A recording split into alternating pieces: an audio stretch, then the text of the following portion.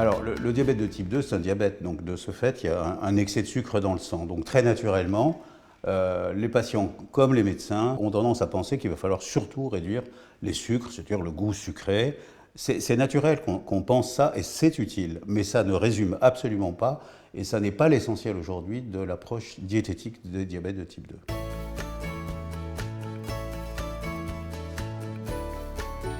L'approche aujourd'hui, elle garde bien sûr un regard sur l'apport des sucres en général, mais elle se fixe beaucoup plus un objectif de réduire les graisses alimentaires.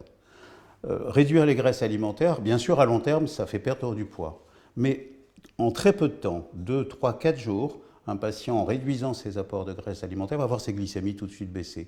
C'est une question, en fait, de rivalité d'utilisation entre les graisses et les sucres dans notre organisme.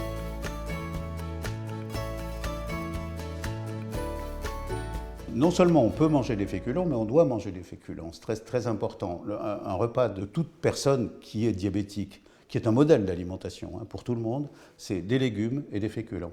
Donc féculents, j'entends que les pâtes, par exemple, qui ont souvent mauvaise image, c'est parfait, c'est excellent. Ça fait du volume aussi et ça permet d'avoir moins faim. Donc ces aliments mélangés avec des légumes et des protéines normales dans l'alimentation entraînent des montées de glycémie qui sont très raisonnables. C'est très important d'ailleurs quand on forme des patients à leur alimentation, sur les pâtes, sur le riz, etc., c'est que le conjoint ou la conjointe soit là. Parce qu'il entend le même discours. Parce que souvent, quand il retourne à la maison, il dit « j'ai le droit de manger des pâtes », on lui dit « non, mais d'accord, t'as rien compris ». Donc je pense que c'est des choses qui sont vraiment très très intéressantes à faire.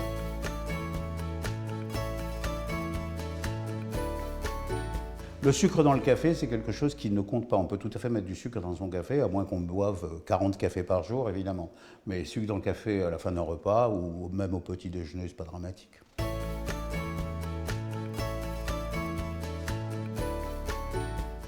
Un diabétique de type 2 est pratiquement toujours en excès de poids.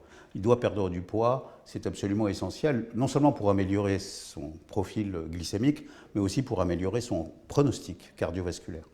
Deuxièmement, ils perdent du poids, mais attention, on n'est plus du tout dans les régimes très restrictifs. Les objectifs sont réalistes. Aujourd'hui, c'est un message d'espoir qu'on doit donner aux médecins traitants comme aux patients, c'est perdre 5% du poids initial. 5%, 80 kg, on fait le calcul, c'est 4 kg sur 6 à 12 mois, c'est totalement faisable. Ce qui est très important à dire aussi, c'est que cette perte de poids doit s'accompagner d'une activité physique. Ce n'est pas pour perdre du poids, mais c'est pour accompagner les bénéfices sur le plan glycémique et sur le plan du risque cardiovasculaire du patient. Et ça, c'est quelque chose de tout à fait bien connu aujourd'hui, bien établi.